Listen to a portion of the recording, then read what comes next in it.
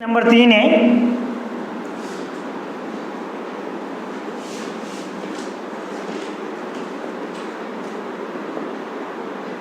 प्रेरणार्थक क्रिया। तब प्रेरणार्थक की बात कही जाए या देखा जाए तो इसमें ये चीज होती है, ये कर्ता स्वयं न करके ये कार्य किसी दूसरे को करने के लिए प्रेरित करता है। तो इस प्रकार के जो वाक्य होते हैं वो किस क्रिया के अंतर्गत आते हैं? प्रेरणार्थक क्रिया के अंतर्गत वे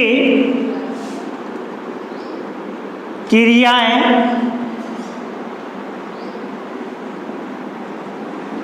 जिन्हें कर्ता स्वयं न करके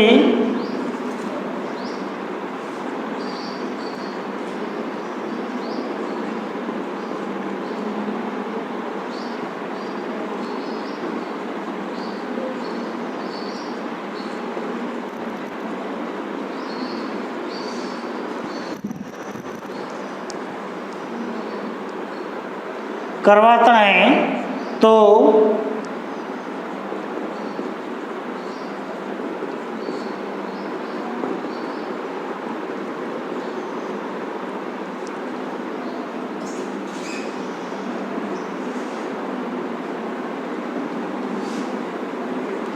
उन्हें प्रेरणार्थक क्रिया कहते हैं। इसके अंदर क्या आता है? कर्ता खुद कार्य करता नहीं है, किसी दूसरे से कार्य को संपन्न करवाता है। तो इस प्रकार की जो क्रियाएं आती है वो क्या प्रेरणार्थक क्रियाएं कहलाती है। उदाहरण की बात करें तो उदाहरण में सबसे पहले लिखेंगे मदन गोपाल से पत्र लिखवाता है। मदन गोपाल से पत्र लिखवाता है। अब इसके अंदर अब ये चीज देखते हैं कि इसके अंदर कर्ता कौन है? मदन है। अब क्या कर रहा है? कोई कार्य है या कोई कार्य को किसे गोपाल के द्वारा क्या करवा रहा है? संपन्न करवा रहा है। गोपाल के द्वारा कार्य को क्या कर रहा है? पूर्ण करवा रहा है या संपन्न करवा रहा है। तो इस प्रकार के वाक्य किसके अंतर्गत आते हैं? प्रेरणार्थक क्रिया के।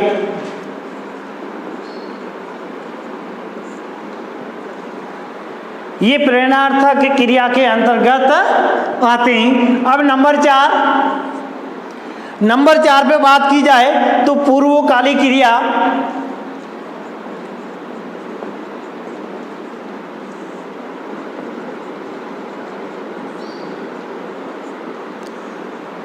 कैसी क्रिया है? पूर्वकालिक क्रिया है।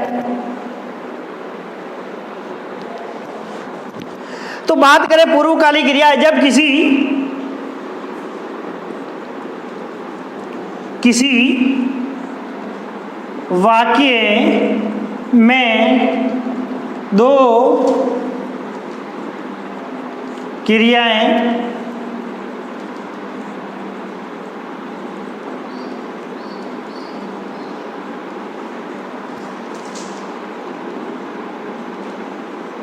अब बात क्या कर रहा है? इस चीज के अंदर अपन ये देख लेते हैं कि पूर्वकालिक अर्थात जो है उससे पहले जब किसी वाक्य में कितनी क्रियाएं?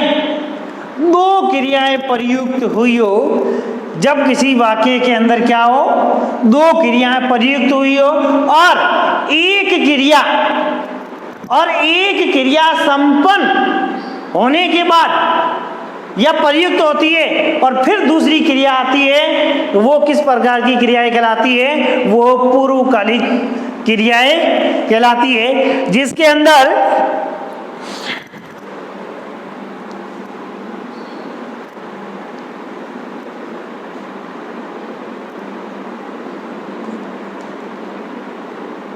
जब किसी वाक्य में 2 क्रिया प्रयुक्त हुई और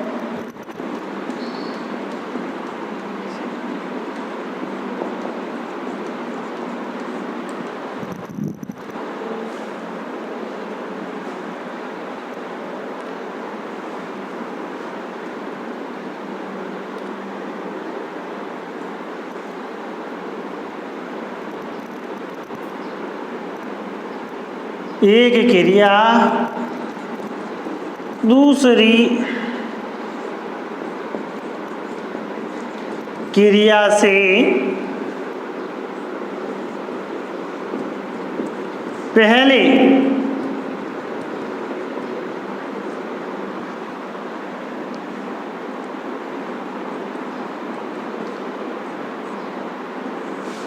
कि जब किसी वाक्य में दो क्रियाएं प्रयुक्त हुई हो और जिनमें से एक क्रिया दूसरी क्रिया से पहले संपन्न हो गई।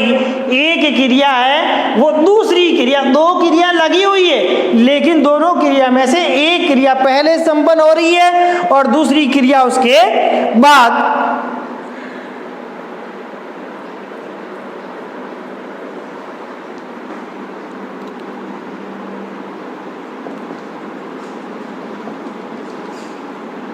पहले वाली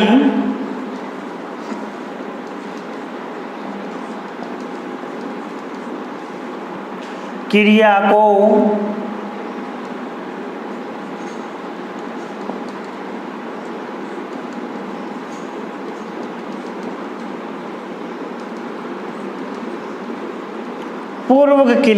पूर्वकालिक क्रियाएं कहते हैं। और उदाहरण की बात करें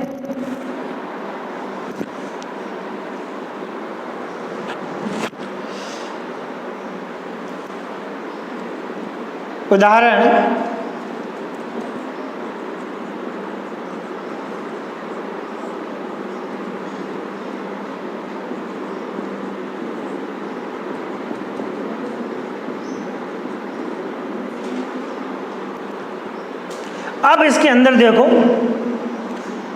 एक और दो कितनी क्रियाएं प्रयुक्त हुई है कि धर्मेंद्र पढ़कर सो गया। एक क्रिया क्या हो गई, संपन्न होने के बाद दूसरी क्रिया आई है। तो पहले वाली क्रिया, इस क्रिया को अपन क्या बोलते हैं, पूर्वकालिक क्रिया कहेंगे। इस प्रकार के वाक्य में आने वाली क्रिया को हम क्या कहेंगे, पूर्वकालिक क्रिया है। अब नंबर 5 पे है नाम धातु क्रिया।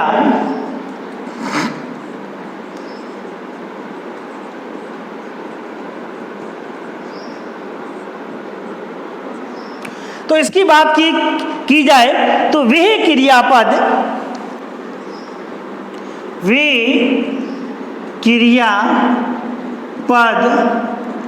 जो किसी संज्ञा या सर्वनाम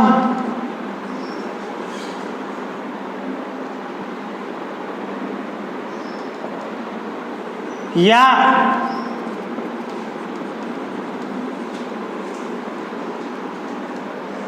विशेषण, संज्ञा या सर्वनाम या विशेषण आदि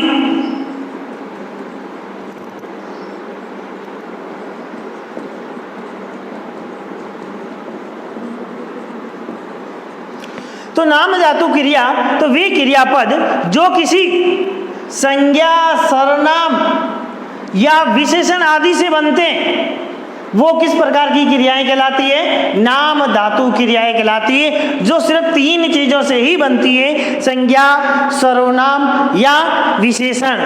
और जैसे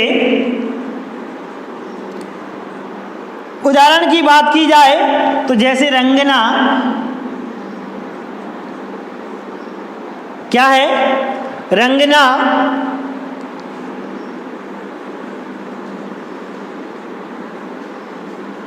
लजाना और अपनाना।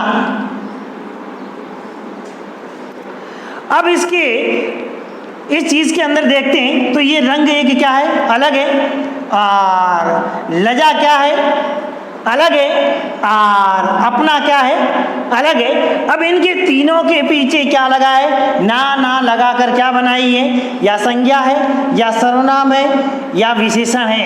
इन 3 शब्द, इन तीनों के योग से जो क्रियाएं बनती है वो किस प्रकार की क्रियाएं कहलाती है, नाम धातु क्रियाएं कहलाती है। अब अगला टॉपिक है अपना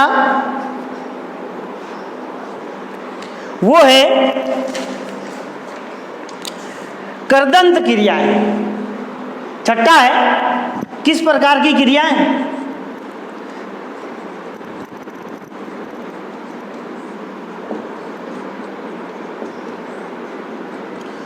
कृदंत क्रियाएं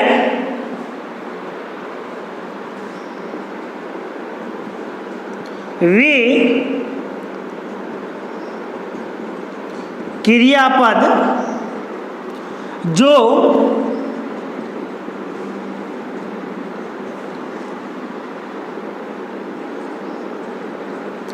क्रिया शब्दों के साथ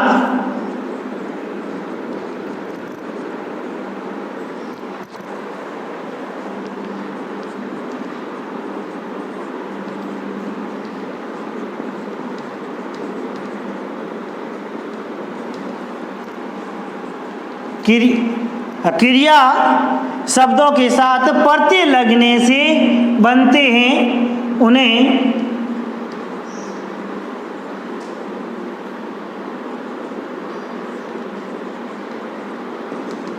कृदंत कहते हैं। अब उदाहरण की बात आए, जैसे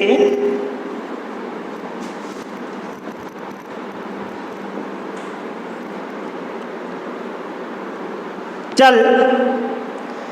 अब सल से क्या बना? चलना।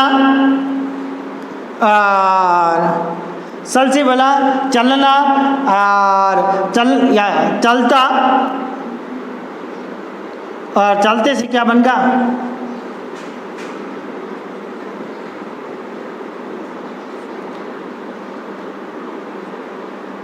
चल से चलता, चलता से क्या बनाए?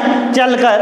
अब जब इसके अंदर देखें तो जैसे ता पढ़ते हैं, और ये कर भी क्या है? पीछे क्या लगा है? चल धातु के पीछे क्या लगा है? कर प्रत्यय लगने से क्या बन गया? जैसे मदन चलकर विद्यालय आया, गोपाल चलकर घर गया, और वो चलता हुआ गिर गया, वो चलता हुआ गिर गया।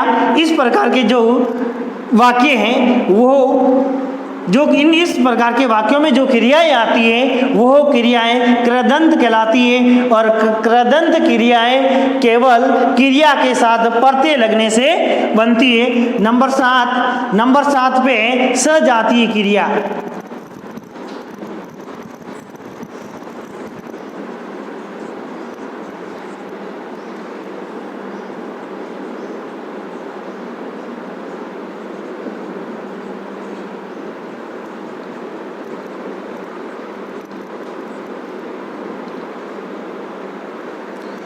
वह क्रियाएं जहाँ कर्म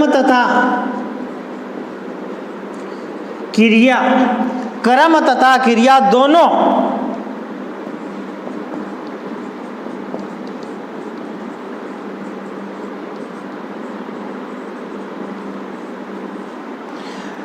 जहाँ एक ही धातु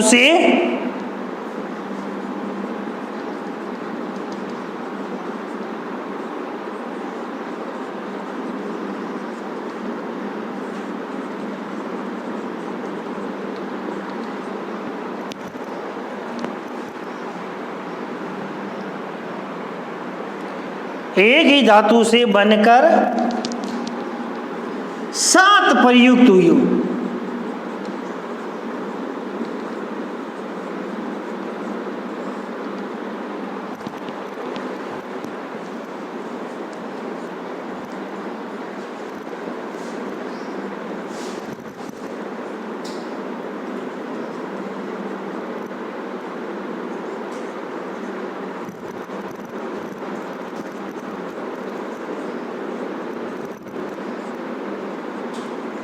उन्हें क्रिया किस प्रकार की क्रियाएं कहते हैं? सजातीय क्रियाएं कहते हैं। जैसे उदाहरण के अंदर देखते हैं तो पहली क्रिया हुई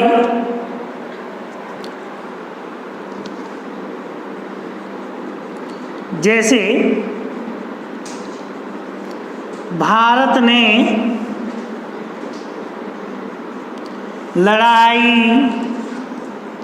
दूसरी है लड़ी। भारत ने क्या किया? लड़ाई है, जो लड़ी है वो इस प्रकार के जो वाक्य आते हैं, अर्थात एक ही धातु से मिलकर बने क्रिया और कर्म, क्रिया और कर्म जब क्या दोनों ही एक ही धातु से मिलकर बनते हैं तो उनको सजातीय क्रियाएं कहते हैं। उनको क्या कहते हैं? सजातीय क्रियाएं कहते हैं। जैसे एक ही जाति, लड़ने से दोनों, कर्म भी लड़ क्या है? लड़ाई से बना है। जो लड़ी है वो भी क्या? लड़ धातु से क्या है? लड़ी बनी है। तो इस प्रकार के वाक्य क्या कहलाते हैं? सज। अंतिम वाक्य है वो अपना है 8 नंबर टॉपिक। 8 नंबर टॉपिक है सहायक क्रिया।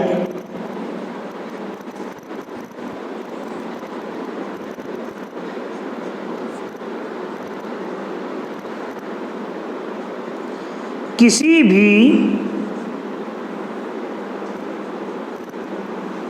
वाक्य में मूल क्रिया के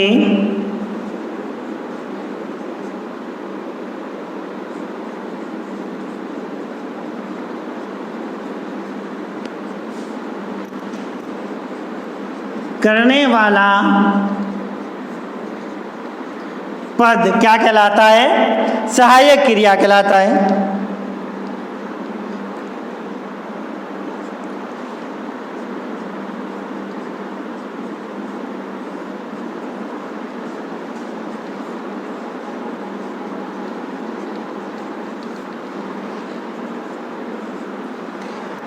तब बात हम कर रहे थे कि किसी भी वाक्य की मूल क्रिया की सहायता करने वाले, मूल क्रिया की सहायता करने वाले पद सहायक क्रिया कहलाते हैं। किसी भी वाक्य में मूल क्रिया की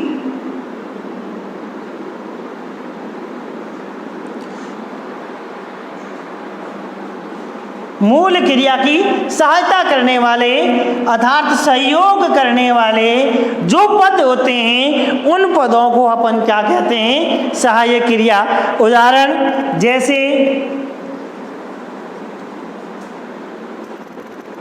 भानु ने, नहीं सॉरी, पूरा वाक्य दोनों लिख देते हैं। अरविंद पढ़ता है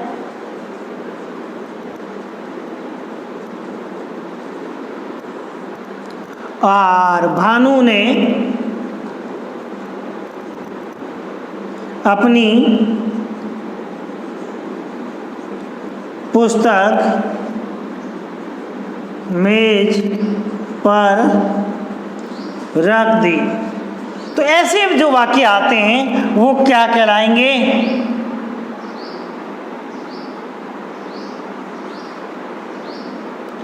वो किस प्रकार के वाक्य कहलाएंगे? वो कहलाएंगे सहायक क्रिया। जो मतलब एक क्रिया मूल धातु है, उस धातु की क्या कर रही है? सहायता प्रदान कर रहे हैं। जिसे अपनी पुस्तक मेज पर रख दी। और अब अपना जो तीसरा टॉपिक है काल के आधार पर क्रिया के भेद।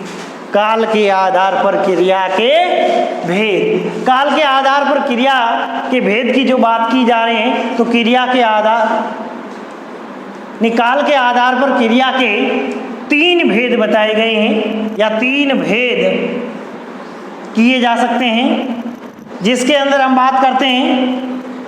पहला वो है भूतकाल, जिसके अंदर किसी कार्य के संपन्न हो जाने की बात कही जाती है। तो अब एक काल के अनुसार क्रिया के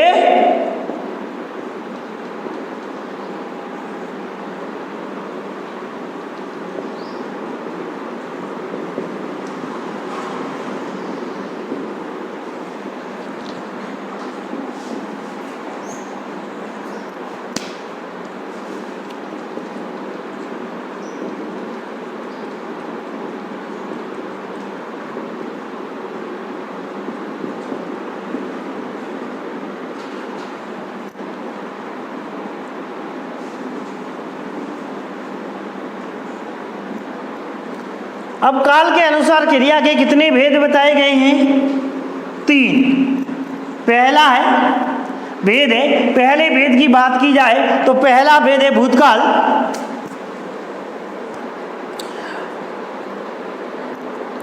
और जो काल की बात की जाए तो जिस समय की जो बात की जाए या जिस समय में कार्य संपन्न हो रहा है या हुआ है, जो समय की बात की जा रही है उसको क्या बोलते हैं? काल कहते हैं। उसे क्या कहते हैं? काल।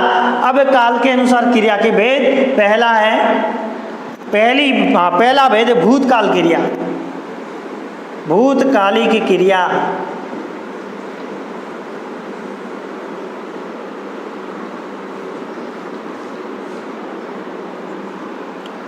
भूतकालिक क्रिया की बात करें तो क्रिया का वह रूप, क्रिया का वह रूप, क्रिया का वह रूप जिसके अंदर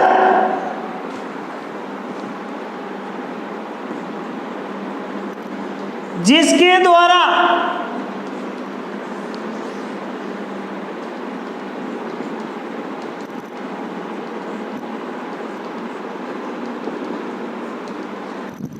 जिसके अंदर बीते समय की, कैसे समय की? जो समय बीत चुका है उस समय की जो बात हो रही है, बीते समय की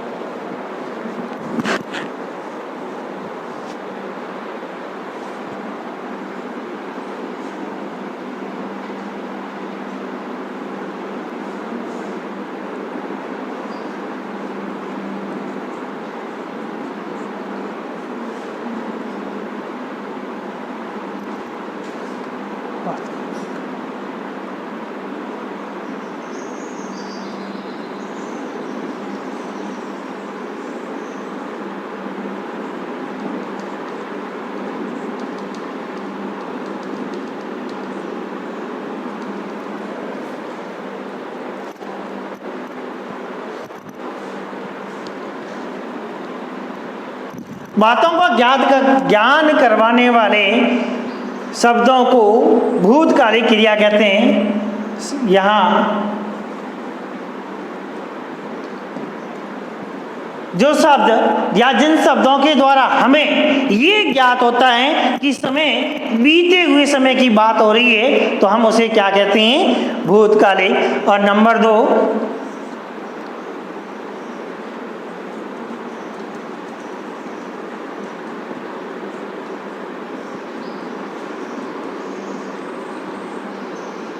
नंबर 2 पे वर्तमान काले की क्रिया,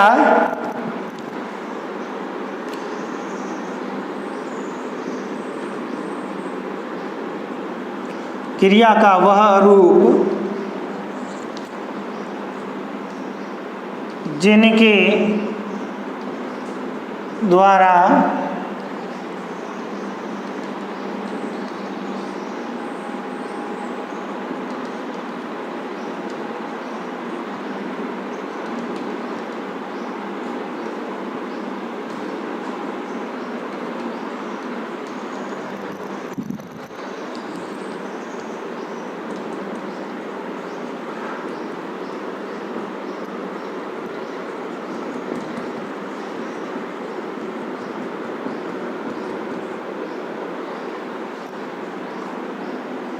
बोध करवाने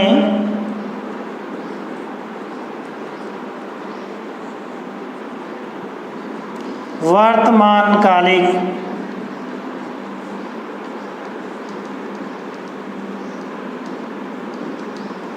क्रिया कहते हैं, जिसके अंदर क्रिया का वह रूप जिसके द्वारा हमें इस चीज का मालूम हो कि जिसके अंदर कार्य क्या हो रहा है, या तो वर्तमान में या तो वर्तमान का पता चल रहा हो या कार्य चल रहा है, वर्तमान के अंदर कार्य का क्या जारी होना आदि का जो हमें बोध करवाया जाता है, उन्हें हम क्या बोलते हैं, वर्तमान काली की क्रिया कहते हैं। नंबर 3 पे बात करते हैं, तो नंबर 3 पे है कौन से, अब पीछे एक भी बचा है, वो कौन सा है, भविष्यत काल।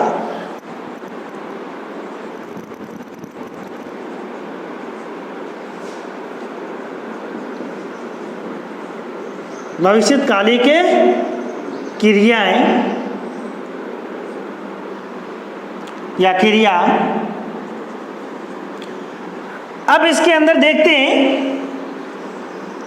तो बात जब इस भविष्य की बात की जाए तो आगे कार्य की जो संभावना व्यक्त की जाएगी, कार्य के अंदर जो क्या की जाएगी, संभावना व्यक्त की जाएगी कि भाई कार्य आगे पूरा होगा, ये आगे प्रारंभ होगा, ऐसे तो अर्थात क्रिया का वह रूप जिसके द्वारा क्रिया का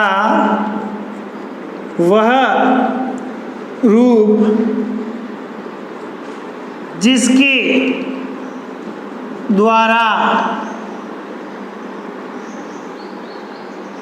क्रिया का वह रूप जिसके द्वारा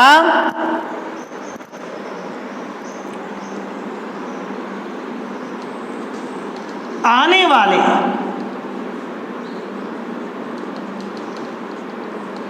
जिसके अंदर आने वाले समय में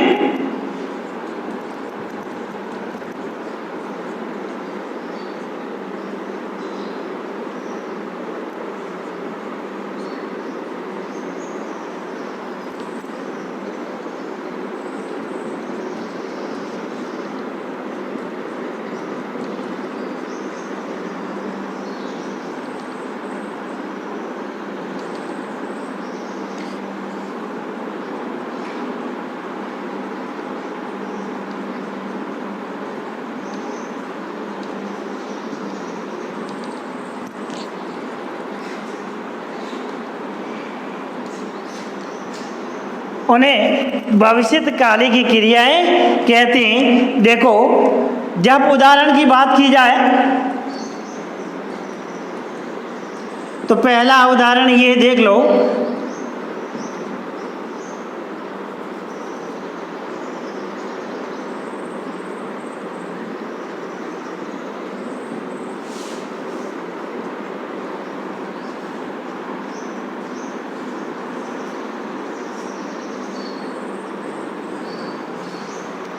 वाक्य से वाक्य पढ़कर हमें ये ज्ञात हो गया कि बात आज हो रही है और कार्य क्या होगा, कल संपन्न होने वाला है। बात आज हो रही है और कार्य क्या होगा, कल संपन्न होने वाला है। तो इस प्रकार के जो वाक्य हैं वो क्या कहलाते हैं, भविष्य काल के कहलाए जाते हैं। जैसे सीमा कल जोधपुर जाएगी, बात आज हो रही है, जोधपुर कल जाएगी। अब नंबर 2 पे उदाहरण देखते हैं, वर्तमान क्रिया का, जब वर्तमान कालिक क्रिया का बोध करवाते हैं। विमला खाना बना रही है, यहाँ उदाहरण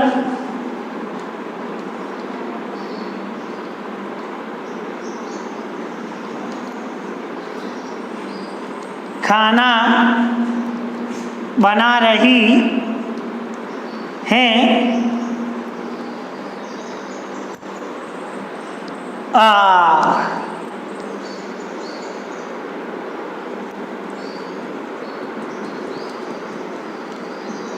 खुशबू दौड़ रही है, और अब उदाहरण अपन इस भूतकालिक क्रिया का जब उदाहरण देखते हैं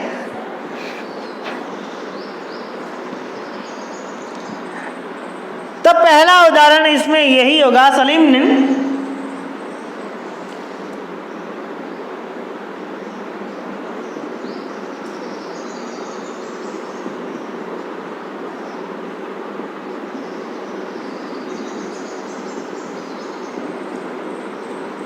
जसपाल क्या कर रहा था,